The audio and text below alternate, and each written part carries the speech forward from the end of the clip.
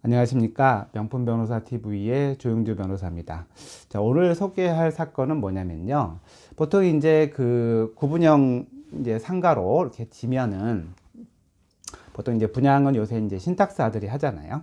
근데 신탁사로부터 상가 2층을 분양을 받았어요. 근데 무려 51억 원을 들여서 2층을 분양을 받고 2층 넓게 카페를 차렸어요. 카페를 차려서 이제 해야지라고 했는데 이게 대형 프랜차이즈 카페, 아주 큰 카페였는데, 근데 다음에 보니까 1층에 스타벅스가 들어온 거예요. 2층에 카페 하려고 분양을 51억 들여서 했는데, 상가 1층에 스타벅스가 들어오면 어떻게 되겠습니까?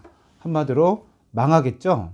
그래서 이 2층을 분양받은 사람이, 카페 하는 사람이 이 신탁사와 스타벅스를 상대로 영업하지 마라 라는 소송을 제기했어요. 자, 이겼을까요? 졌을까요? 이거를 이제 영업금지 소송이라고 하는데, 이 부분은 여러분들이 잘 알고 계셔야 돼요. 자, 이렇게 구분 건물인 경우에는 관리단이 있고, 그 다음에 관리단이 운영되는데 관리 규약이라는 게 있어요.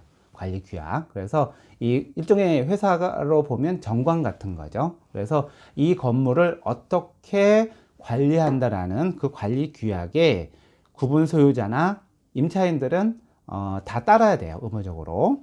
근데 그 관리 규약을 또 규율하는 법률이 이제 집합 건물에 관한 법률이 있어요. 그래서 관리 규약에 따르면 이 사건 건물의 관리 규약에는 어떤 내용이 있냐면, 전유 부분의 업종 지정 또는 변경이 다른 구분 소유자의 영업에 특별한 영향을 미치는 경우에는 그 구분 소유자의 동의를 받아야 된다. 이런 내용이 있어요. 그러면은 내가 2층을 카페 하려고 이거를 내가 샀는데 1층에 똑같은 카페가 들어오면 내 동의를 받아야 되는 거 아니냐, 그런 생각을 할 수 있겠죠. 근데 그것만 가지고는 부족해요. 관리 규약에 독점적으로 하는 업종이 정해져야 돼요. 가장 대표적인 게 뭐냐면 약국이거든요. 약국은 누군가가 약국은 보통 1층에 들어가잖아요. 근데 경쟁자가 붙으면 매출이 확 떨어져요. 왜냐하면 거의 약국은 그 건물에서 나오는 처방전을 가지고서 영업을 하기 때문에 다른 약국이 들어오게 되면 이게 나누게 되니까 상당히 중요한 거죠.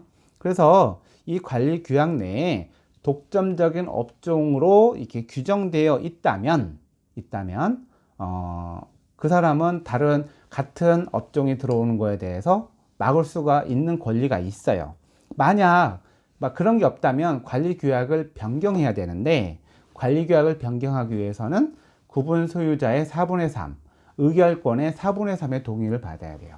의결권이라는 건 이런 건물의 의결권이 뭐냐면 면적이에요, 면적. 전체 면적에서 그 사람들이 차지하는 면적을 우리가 의결권이라고 하는데, 그게 또 4분의 3이 돼야 돼요. 그러니까 한마디로 말하면 관리 규약을 변경하기가 상당히 어렵죠. 근데 이 건물의 관리 규약에는 없었던 거예요. 독점 업종으로 이 카페가 없었던 거예요. 그러니까 이 내용만 가지고는 이 2층 카페를 산 사람이 스타벅스한테 너 영업하지 마라고 하기가 어렵다는 것이죠.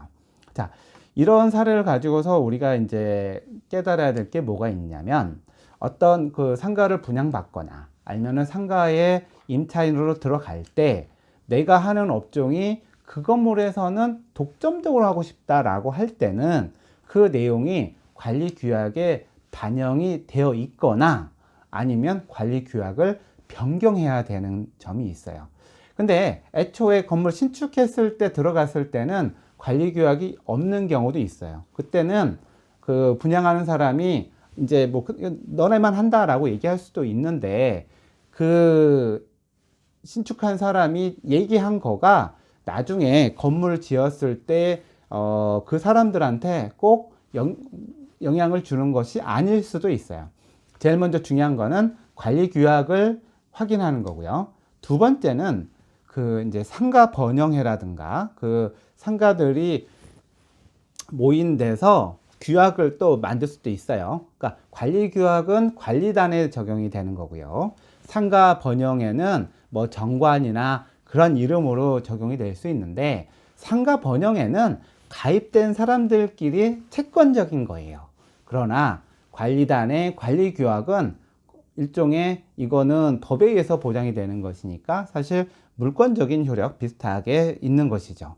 그래서 본인이 거기 가서 독점적인 거를 보장받고 싶으면 이렇게 관리규약이나 상가 번영회의 정관들에 관한 것들을 보고 자기가 거기에 해당될 수 있는지, 권리를 보장받을 수 있는지 여부를 확인하셔야 되지, 이런 거 없이 그냥 임대인한테 얘기만 듣고서 계약을 했다가 나중에 문제가 되면 계약 해지는 수 있지만 손해가 발생할 수 있게 되죠.